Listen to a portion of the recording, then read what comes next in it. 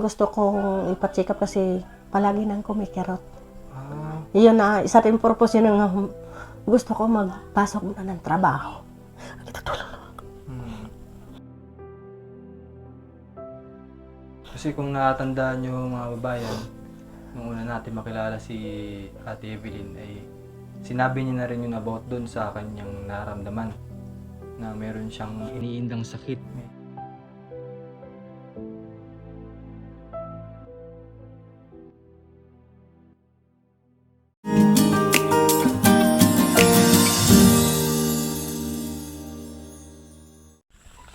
Good morning guys! So ngayon dito tayo ngayon sa bahay ni Ate Evelyn at nandito tayo para bisitahin yung bahay niya at kumustahin natin sila kung ano mga balita sa kanila, no? Ngayong tagulanin. Mapuntahan natin si Ate. Walang tao. Sarado ang pintuan. Siloy. Kapunta. Si nanay mo. Dito. Hi Ate. Eh sir, good morning. Good morning din po. Talagyan natin din. Ang ginagawa mo dyan, te? Ay, hinuhugasan ko muna sir yung yung halaman ko. Kay na madungis. Linis muna. Maulan din yan mamaya. Kay ipapasok, tabi ko na lang mamaya para hindi madumihan. Hello, te, kamusta? Ito po sir, maburubuti na. Kamusta naman po kayo dito? Ba't parang napansin ko wala na kayong Wala na ako manok? sir, manok kasi Dinispose mo na? na-dispose ko na nung unang buwan yung natira ko. Nga naging manok ko. Ngayong October siguro, baka dagdag ako ng puhunan ko, yun mabibili ako ulit para pang November, December nga pang Pero kumita po kayo dun sa Oo, kunti lang kasi namatay pa rin. Oo. Malamig Sa kasi yun, oo. Dahil 'di ba may flu talaga yung mga manok. Yun nga tumigil muna ako. 'Di ba bumagsak ako masyado doon sa manok ko. So kaya kami napunta rin dito ay siguro mga 1 month na rin kami na pasyal dito, no? Oo. Master? Oo. Yung last namin punta dito. Oo. Tagal-tagal na rin. Tagal-tagal na rin kahit papaano. Napansin ko lang ate parang ang daming talong doon. Andoon kahapon, oo. Yan, bagong tanim namin yan, sir. 'Di ba tayo punta nyo rito, mais. Mais. Ngayon, dito sa baba, mais sa kamunggo. Ngayon, harvest na namin yan. Tapos ngayon, bagong talong naman din yon. At saka doon, may mga mais pa rin kami doon sa Na-harvest nyo na yun nandun sa Andoon, wala. Andoon, bagong tanim namin yan doon.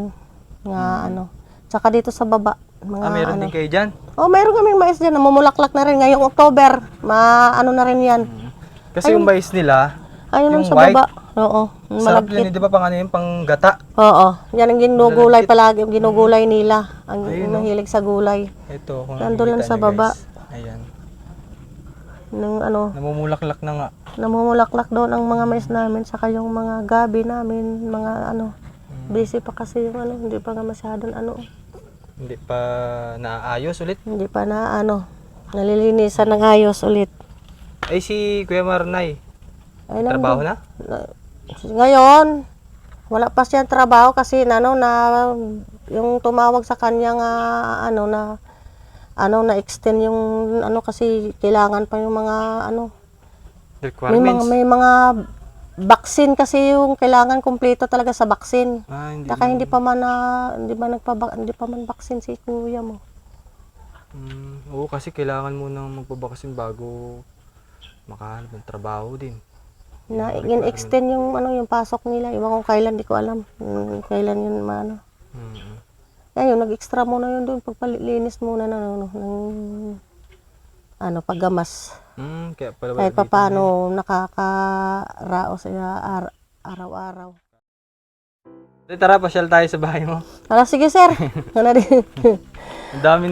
Ang daming bunga ngayon ng nila, saging. Oo, lalaki yan, lalaki, Sobrang laki yan. Halos lahat dito, sir, may mga bunga yan. Tuwang-tuwa nga yung may-ari ay Madam Sally. Yan ang haba pa kanya. nung saging dyan. Oo. Ayan. Pasyal tayo Malakay. niya sa bahay niya. Pasok-pasok po. Ay, meron. Lagyan niyo po ng ganito para hindi pasukan ng Oo. putik. Oo, hindi para malagyan ng ano. Okay, Ano kasi sapatos. ng ano to, ano. Kasi dito napapawi yung ulan. Oo, dyan, na, ano dyan yung, ano, sentro talaga ang ulan dyan, sir. Kaya nilagyan ni Ate Evelyn ng wall. Yan. Dito ulit tayo sa isa sa pinakamalinis na bahay na pinagawa ni Sir Paul. Grabe nga naman talaga malinis. Parang wala pa rin pagbabago eh. Parang nung nakaraan punta namin dito, ganun pa rin oh. Parang walang pinagbago, malinis pa rin. Paano niyo napapanatili ate yung yung kalinisan ng bahay niyo? Siyempre, para naman sa akin, nga di ko gusto bigyan kayo, ng mga vloggers, lalo na si Sir Paul. Tsaka ayaw ko rin mapahiya sa mga lahat na tumulong nito sa nagkaroon ako ng bahay. Tsaka malaking papasalamat ko sa kanila, subalit binabalik ko rin sa kanila nga hindi sila nanghihinayang sa akin nga tumulong sila sa akin. Subalit pinahalagahan ko talaga ito lahat. Minahal ko to yung bahay na ito. Basta yan lang, hanggat buhay ako, ganun pa ano pa rin ito, kikita at makikita pa rin nila nito nga ganun pa rin. Nakikita naman talaga ng mga viewers. At saka napanood mo ba yung mga pinagawa ni Sir Paul na bahay? Yung Iba. sa video niya? Ay hindi, wala Yung kasi ako cellphone, sir. oo. Alam mo naman, hindi ako nakapanood lahat ng mga mga Bali. detalye.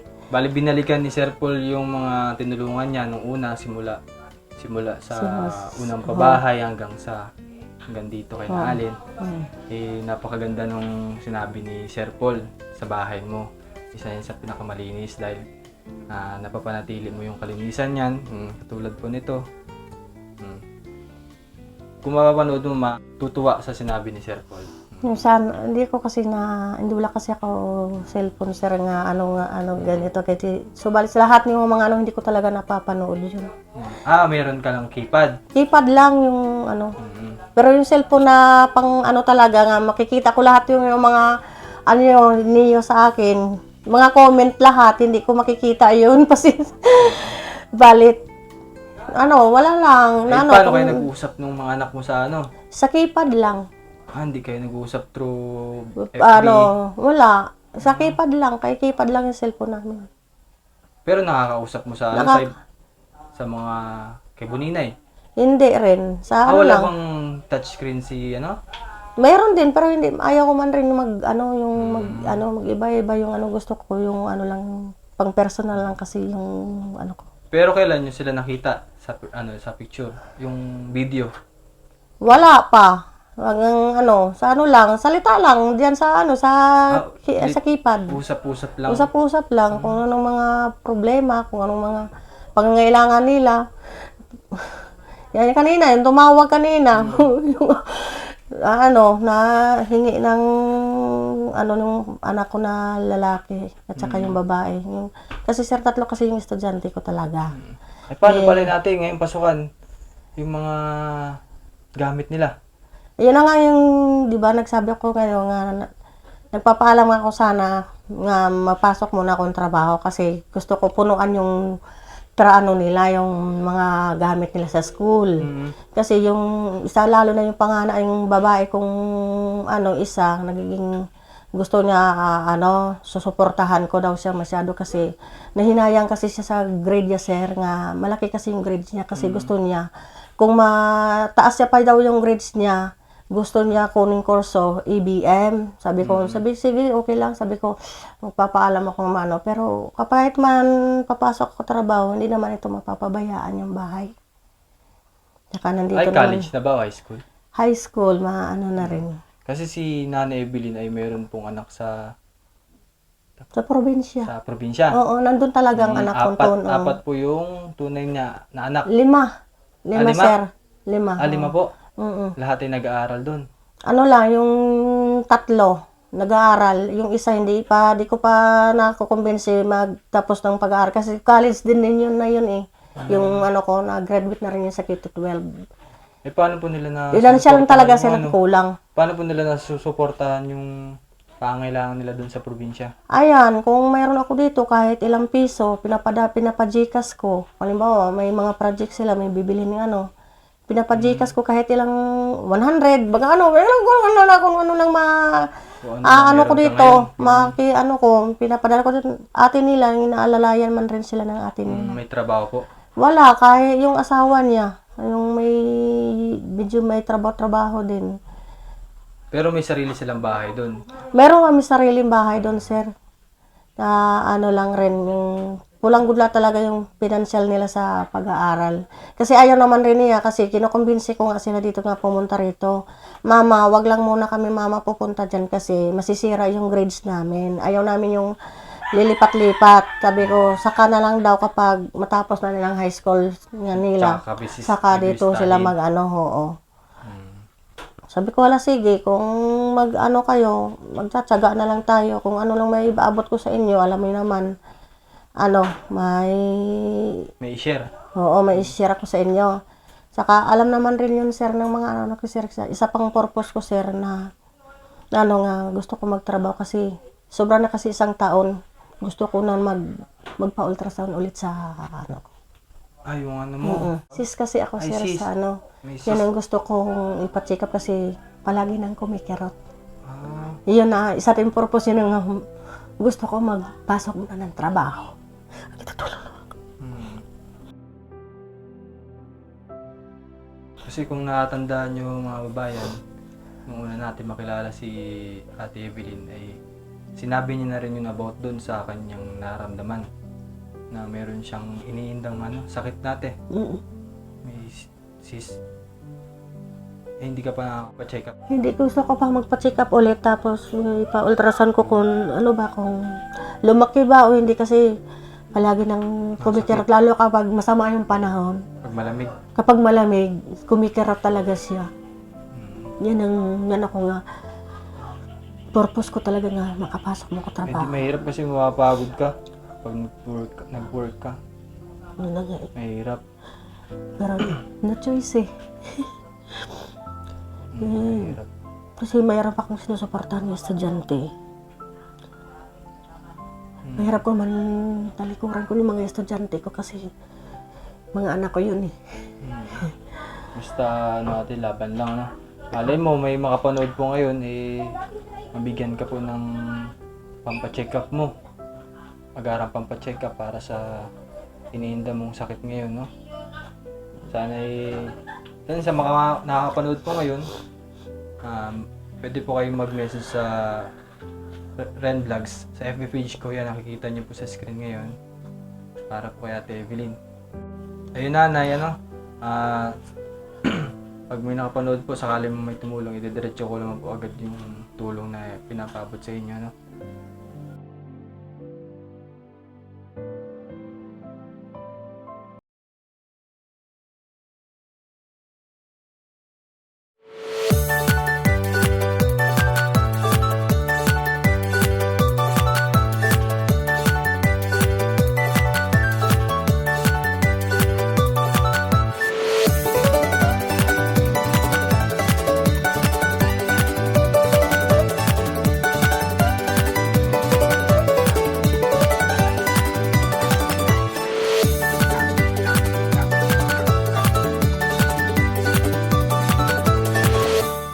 Nawawala yung stress mo ate.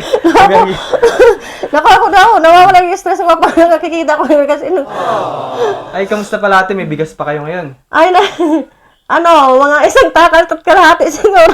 Isang takal at kalahati. May kalahati pa talaga. Kasi kanina isang takal, kanina yung ano namin, yung sinain. Ito natira yung bigas namin, no?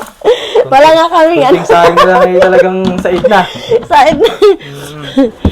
Ganito dito sa bukid eh, sa bundok. Basta ang mahalaga, talaga, may bigas. may bigas. Maubusan ng lahat, wag lang bigas. Ayun ang... Diba? Eh, anong ulam niyo pala kanina? Ay ano, yung natira namin kahapon, di ba nagbenta ko kahapon ng ano, sitaw. Ayun. Binili ko kahapon ng 100 na, kasi nakabinta ko kahapon 160 yata yun. Tapos ano, binili ko ng tilapia, 100. Ayun, yung natira kanina 2 hiwa, yung hinati-hati namin.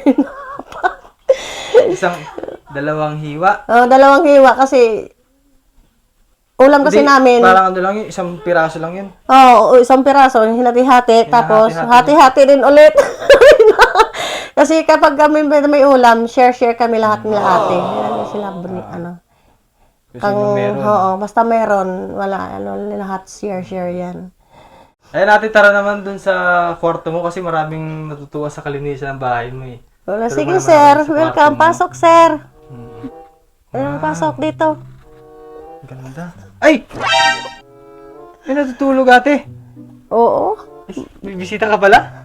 mayroon sir. Sino? Surprise mo sir kung sino. tao dito. Surprise kung sino, baka kilala mo yan. Babae? O babae sir. Parang, sino?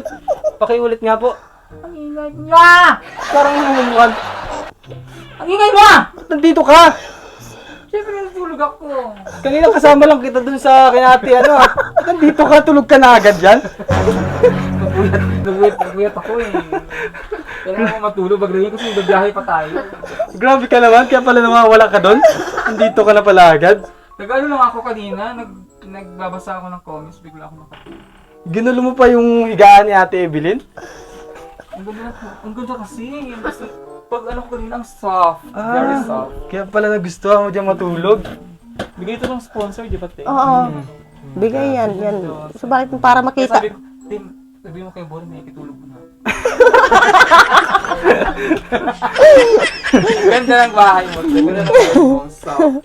Ganda lang ano. Linamnam mo na agad yung bed ni Ate Evelyn ha? Naman, oh. Malambot kasi ito. Kasi malambot nga naman yung bigay ng Oo, ang ganda sponsor ni Yun na malambot. Yan, gusto ko na ano. Baka may storbo ka kung natutulog pa. Sige ate, tara na! Oh, sige. Baka tayo si ate. Huwag mong iwan ha. Uwi na ako, bahala ako. Ayun, 2. Ayan. So ate, may bibigay ako sa'yo para kunting ano na rin ano, tulong sa iyo. wala na kasing bigas si Ate Evelyn. Wala nang Pinakita sa atin. Ay, bisita mo pala, kaya siguro paano ulam niyan? Wala, papaulamin ko na lang ng gulay.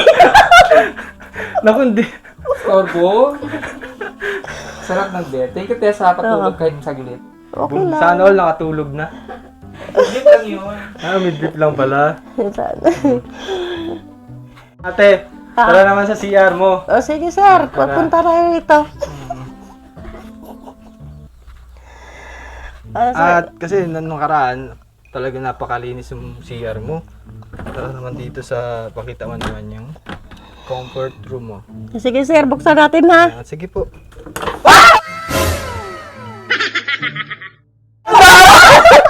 May tao dyan! Andyan ka na naman! Kanina sa kwarto ka! Grabe ka. Nilinisan Sana ko andun ka din. Kaya nga, lagi ka na lang sumusunod. Nagsasiyar ako, naihi ako eh. Ay, siguro nilinisan mo yun, no? Naihi ako, hindi. Naglinis talaga ng, ng banyo ni Ate Ebi. Nakala ko nga elevator kanina. Sobrang linis. Naguluhan ka pala. Third floor. Sa elevator ka lang. Sa bang. Ganda ang linis. Grabe, linis nga. Pero gusto ko sana matulog eh. Kakatulog mo lang, ha? Talaga mo rin, hindi mo na balahura mo. Hindi na ako. Ayan! Ayan, at napasaya tayo ni Madam Yula at ni Ate Evelyn. Ha? Ay, napasaya tayo ni Ate... Ay, Ate... Ate Yula. Ate Yula. Ayun.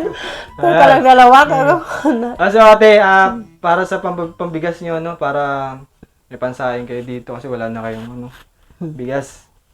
Konting financial lang. Ate. Ay, thank you po. sir. Salamat. Pambili nyo na ang bigas at ulam dito sa bahay nyo. Bakit ako wala? Bibigyan ka, nakatulog ka lang nga dito. Wala akong pang-ulam. Gulay. May bigas ako pero wala akong pang-ulam. Bibigyan ka ni Ate Gulay. Evelyn gulay, talong. Di ba gusto mo naman talong? Ay! Uy, bakit masarap yun? Torta? Kukuha kita mamaya. Ang talong dyan. Wow! Bibigyan pa tayo ni Ate Evelyn ng So, talong. thank you, Ate Evelyn. Bili na kami ng Sakto talong. kasi Pauwi na kami. pauwi na kami Oo. ngayon. Sige. Yan. Pero may sugot na ako. Ready, Ready ka ready, na ah. agad ah. So muli po sa mga nakapanood po ngayon at sa mga gusto pong magbigay ng tulong kay Ate Evelyn para sa kanyang pagpa-check up. At kasi may iniindang sakit si Ate Evelyn. Although masaya ngayon si Ate Evelyn pero hindi niya Pero kung ano, sis. May pinapakita sa atin. Na ganun. Tagal na to. Nagtatrabaho lang ako kahit ano. Sige lang trabaho ko nga trabaho para masuportahan ko lang yung mga anak ko. Siyempre, mga anak ko yun eh. Hindi ko lang kahit, alam mo naman ng mga nanay, kapag kahit kahit mayroong sakit, trabaho pa rin ang trabaho, ginagawa ang paraan para mapaaral yung anak. Di ba? Ayan ate, maraming salamat sa pagpapatuloy mo ulit sa bahay mo. Ano? Napakalinis sa bahay mo talaga. Sige sir, thank you. Pinapahalagan mo yung bigay ng mahal natin mga sponsors. So, thank you ulit po sa mga nanonood ngayon. At dito ko na lang po tatapusin yung vlog ko for today. Maraming salamat po. Ayan, si Ate Evelyn at nakamusta ulit natin. Ayan. Hello po, kumusta kayo? Ingat po kayo, God bless. Kasama natin ngayon, Buninay. Yung abong kong mabait. Nanonood. Thank you po Ate Evelyn. Sige po, thank you At- sir. Thank you rin po sa inyong lahat. Ah. Maraming salamat po. Magandang umaga.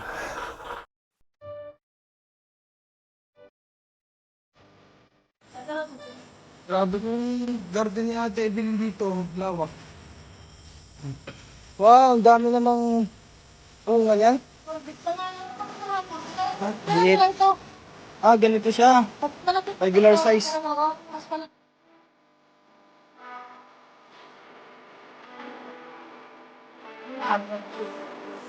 Ito ba si Ate Sally?